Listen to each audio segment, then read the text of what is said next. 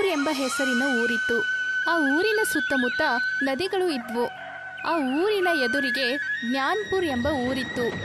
ಬಾಗ್ಪುರಲ್ಲಿ school ಇರಲಿಲ್ಲ ಅಂತ ಆ ಊರಿನ ಮಕ್ಕಳು ಪ್ರತಿದಿನ ಹಡಗಲ್ಲಿ ನದಿ ದಾಟಿ ಜ್ಞಾನ್ಪುರಲ್ಲಿರೋ ಶಾಲೆಗೆ ಬರ್ತಿದ್ರು.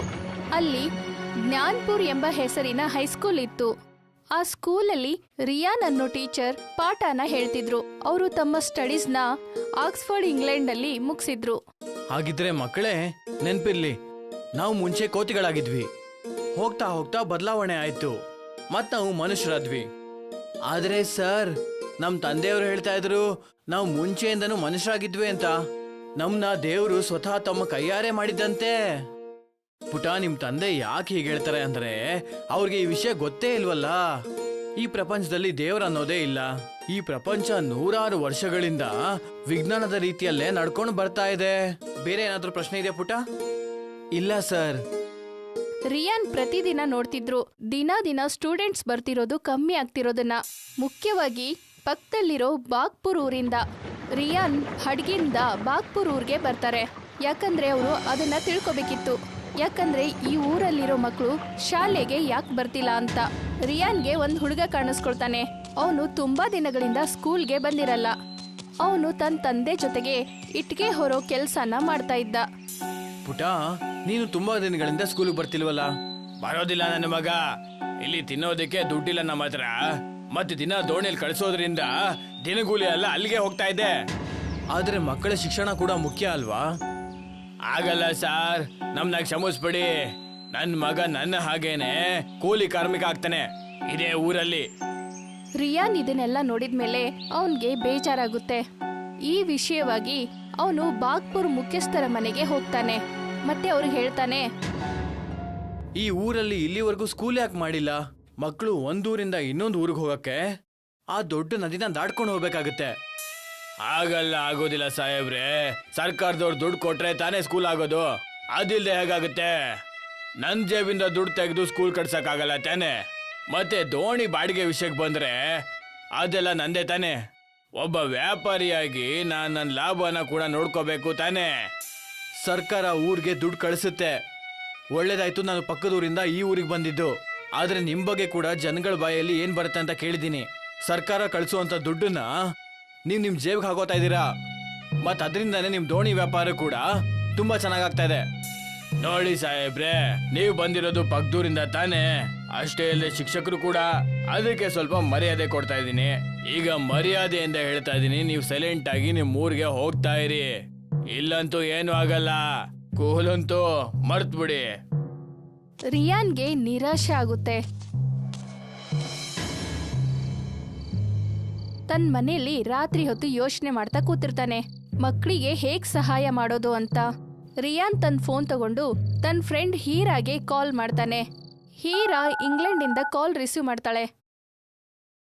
ಹಾ ರಿಯಾನ್, ಹೇಳು. ರಿಯಾನ್ ತನ್ನ ಸಮಸ್ಯೆಗಳನ್ನ ಹೀರಾ ಹತ್ರ ಹೇಳ್ಕೊತಾನೆ. ಇದನ್ನ ಕೇಳಿಸ್ಕೊಂಡು ಹೀರಾ ಹೇಳ್ತಾಳೆ, ರಿಯಾನ್, ನನ್ಗೊಂದು ವಿಷಯ ಅರ್ಥ ಆಗ್ತಾ ಇಲ್ಲ. ನೀನು ಆಕ್ಸ್ಫರ್ಡ್ ಯೂನಿವರ್ಸಿಟಿಯಲ್ಲಿ ಸ್ಟಡೀಸ್ ಮುಗಿಸಿದ್ಯಾ, ಆದ್ರೂ ಕೂಡ ನೀನ್ ಆ ಚಿಕ್ಕೂರಲ್ಲಿ ಕೆಲಸ ಮಾಡ್ತಾ ಇದೀಯಾ. ನಿನಗಿಲ್ಲಿ ಯಾರ್ ಬೇಕಾದ್ರೂ ಕೆಲಸ ಕೊಡ್ತಾರೆ, ಅದ್ಬಿಟ್ಟು ಈ ತರ ಸಮಸ್ಯೆಗಳನ್ನ ಯೋಚನೆ ಮಾಡ್ತಿದೀಯಾ. ನಮ್ ತಂದೆಯವರು ಹೇಳಿದ್ರು, ಒಬ್ಬ ಮನುಷ್ಯನ ಪ್ರಗತಿಗೊಳಿಸೋದಕ್ಕೆ, ಒಬ್ಬ ಮನುಷ್ಯನ ಅಭಿವೃದ್ಧಿಗೆ ಶಿಕ್ಷಣ ತುಂಬಾ ಮುಖ್ಯ ಅಂತ. ಅದಕ್ಕೆ ಅವರು ಒಟ್ಟು ಮಾಡಿದ ದುಡ್ಡನ್ನೆಲ್ಲ ಸೇರಿಸಿ ನನ್ನ ಶಿಕ್ಷಣಕ್ಕೆ ಉಪಯೋಗಿಸಿದ್ರು. ಸಣ್ಣ ಊರುಗಳಲ್ಲಿ ಶಿಕ್ಷಣ ತುಂಬಾನೇ ಕಾಸ್ಟ್ಲಿ. ಮತ್ತೆ ಈ ವಿಷಯ ನನಗೆ ತುಂಬಾ ಚೆನ್ನಾಗೇ ಗೊತ್ತಿದೆ. ಆದ್ರೆ ಬಾಗ್ಪುರಲ್ಲಿ ಯಾವುದೇ ಸ್ಕೂಲೇ ಇಲ್ಲ. ಹಾಗಾದ್ರೆ ಏನ್ ಮಾಡ್ಬೇಕಂತಿದೀಯಾ ರಿಯಾನ್, ಹೇಳು. ನಾನ್ ನಿನ್ಗೆ ಹೇಗ್ ಸಹಾಯ ಮಾಡ್ಬೋದು? ನಾನ್ ಕೇಳೋದೇನಂದ್ರೆ, ನೀನ್ ನನಗೆ ಸ್ವಲ್ಪ ದುಡ್ಡಿನ ಸಹಾಯ ಮಾಡ್ತೀಯಾ? ಅದರಿಂದ ನಾನು ಬಾಗ್ಪುರಲ್ಲಿ ಒಂದ್ ಸ್ಕೂಲ್ ಓಪನ್ ಮಾಡ್ಬೋದು. ರಿಯಾನ್, ನೀನ್ ಈ ವಿಷಯ ಹೇಳಿದಾಗ ನನ್ಗೊಂದ್ ನೆನ್ಪಾಯ್ತು. ಇಂಡಿಯಾದಲ್ಲಿ ನನ್ನ ತಂದೆ ಕಂಪ್ನಿ ನೀರಲ್ಲಿ ತೇಲಾಡೋ ಒಂದ್ ಬಿಲ್ಡಿಂಗ್ ಆಗ್ತಾ ಇದೆ. ನಾನ್ ಕೇಳ್ಪಟ್ಟೆ ಅವರೊಂದು ಸ್ಕೂಲ್ ಕೂಡ ಮಾಡಿದ್ದಾರೆ ಅಂತ. ಆದ್ರೆ ಅದು ಸಿಟಿನಲ್ಲಿ ಉಪಯೋಗ ಆಗ್ತಾ ಇಲ್ಲ. ಅದರಿಂದ ಏನಾದ್ರೂ ಹೆಲ್ಪ್ ಆಗ್ಬೋದಾ? ಖಂಡಿತವಾಗ್ಲು, ಇದು ನನ್ನ ಎಲ್ಲಾ ಸಮಸ್ಯೆಗಳಿಗೆ ಪರಿಹಾರ. ನೀನ್ ಅಷ್ಟ್ ಮಾಡಿದ್ರೆ ಸಾಕು. ಆದ್ರೆ ನನ್ನ ಹತ್ರ ಅಷ್ಟೊಂದು ದುಡ್ಡಿಲ್ವಲ್ಲ. ನೀನ್ ಚಿಂತೆನೆ ಮಾಡ್ಬೇಡ. 3 ದಿನದಲ್ಲಿ ಆ ತೇಲೋ ಸ್ಕೂಲು ನಿನ್ ಊರಲ್ಲಿ ಬಂದ್ ತಲುಪುತ್ತೆ. ಅದು ಈಜಾಡ್ತಾ. ಧನ್ಯವಾದ ಹೀರ್, ತುಂಬಾ ತುಂಬಾ ಧನ್ಯವಾದ. ರಿಯಾನ್ 3 ದಿನಗಳವರೆಗೆ ವೇಟ್ ಮಾಡ್ತಾನೆ. ಪ್ರತಿದಿನ ಸ್ಕೂಲಲ್ಲಿ ಪಾಠ ಹೇಳಿದ್ಮೇಲೆ ಅವನು ನದಿ ದಡದಲ್ಲಿ ಬಂದು ನಿಂತ್ಕೊಳ್ತಾ ಇದ್ದ. 3ನೇ ದಿನ ಬಂದ ತಕ್ಷಣ ಒಂದು ದೊಡ್ಡದಾದ ಬಿಲ್ಡಿಂಗ್ ಒಂದು ಕಲ್ಲಿನ ಮೇಲೆ ತೇಲ್ತಾ ಬರೋದನ್ನ ರಿಯಾನ್ ನೋಡ್ತಾನೆ. ಆ ಬಿಲ್ಡಿಂಗ್ ತೇಲ್ಕೊಂಡು ನದಿ ದಡದ ಹತ್ರ ಬಂದು ನಿಂತ್ಕೊಳ್ಳುತ್ತೆ. ರಿಯಾನ್ ಆ ಸ್ಕೂಲ್ ಮೇಲ್ಭಾಗದಲ್ಲಿ ನೋಡಿದಾಗ ಅಲ್ಲಿ ಸೋಲಾರ್ ಪ್ಯಾನಲ್ ಇರುತ್ತೆ. ಇದರಿಂದಾಗಿ ಆ ಸ್ಕೂಲ್ ಬಿಲ್ಡಿಂಗ್ ಯಾವುದೇ ಪೆಟ್ರೋಲ್ ಡೀಸೆಲ್ ಇಲ್ಲದೆ ತೇಲ್ತಾ ಒಂದ್ ಜಾಗದಿಂದ ಇನ್ನೊಂದ್ ಜಾಗಕ್ಕೆ ಹೋಗ್ಬೋದಿತ್ತು. ಈಗ ರಿಯಾನ್ ತನ್ನದೇ ಆದ ಒಂದು ಸ್ಕೂಲ್ ಅನ್ನ ಓಪನ್ ಮಾಡ್ತಾನೆ. ಅಲ್ಲಿ ಜ್ಞಾನ್ಪುರ್ ಬಾಗ್ಪುರ್ ಮಕ್ಕಳಿಗೆ ಪಾಠನ ಹೇಳ್ತಾ ಇರ್ತಾನೆ. ಬಾಗ್ಪುರಿನ ಅದೇ ವ್ಯಕ್ತಿ ತನ್ನ ಮಗುಗೆ ಸ್ಕೂಲ್ಗೆ ಸೇರ್ಸಕ್ಕಾಗಲ್ಲ ಅಂತ ತನ್ನ ಮಗುನ ರಿಯಾನ್ ಸ್ಕೂಲ್ಗೆ ಅಡ್ಮಿಷನ್ ಮಾಡಿಸ್ದ. ನಿಮ್ಗೆ ತುಂಬಾ ತುಂಬಾ ಧನ್ಯವಾದ. ನಿಮ್ಮ ಕಾರಣದಿಂದ ನನ್ನ ಮಗ ಶಿಕ್ಷಣ ಪಡೆಯೋದಕ್ಕೆ ಸಹಾಯ ಆಯ್ತು. ದೇವ್ರು ನಿಮ್ಗೆ ಒಳ್ಳೇದು ಮಾಡ್ಲಿ. ದೇವ್ರ ಬಗ್ಗೆ ಅಂತೂ ನನಗೆ ಗೊತ್ತಿಲ್ಲ, ಆದ್ರೆ ನೀವು ನನಗೆ ಧನ್ಯವಾದ ಹೇಳ್ಬಿಡಿ.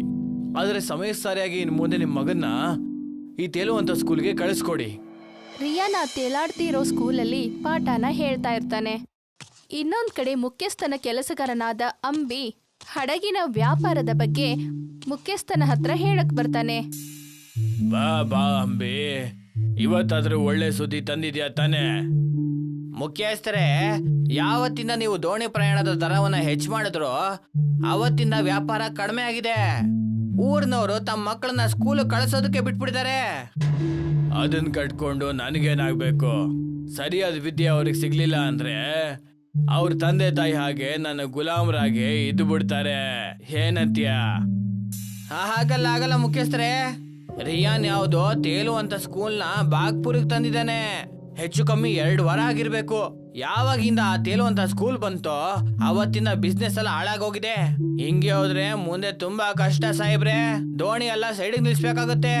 ಅದೇ ಕಾರಣಕ್ಕೆ ಓದಿರೋರ್ ಕಂಡ್ರೆ ನನಗೆ ಆಗೋದೇ ಇಲ್ಲ. ಯಾವಾಗ್ಲೂ ನನ್ನ ದಾರಿಗೆ ಅಡ್ಡವಾಗಿ ನಿಂತ್ಕೋತಾರೆ. ಅಲ್ಲ, ತೇಲುವಂತ ಸ್ಕೂಲ್ ನಿಜವಾಗ್ಲೂ ತೇಲುತ್ತಾ? ನಿಜವಾಗ್ಲೂ ನೀರಲ್ಲಿ ತೇಲುತ್ತೆ. ಆ ಸ್ಕೂಲ್ ಇರೋದು ಎಲ್ಲಿ? ಇಲ್ಲೇ ನದಿ ತೀರದಲ್ಲಿ ಬಾಗ್ಪುರಲ್ಲಿ. ಬೆಳಗಾಗ್ತಿದಾಗೆ ಅವನ ಅದನ್ನ ತಗೊಂಡ್ ಬಂದ್ಬಿಡ್ತಾನೆ. ಯಾರು ಕೂಡ ಆ ಸ್ಕೂಲ್ಗೆ ಹಾನಿ ಉಂಟು ಮಾಡಬಾರ್ದು ಅಂತ.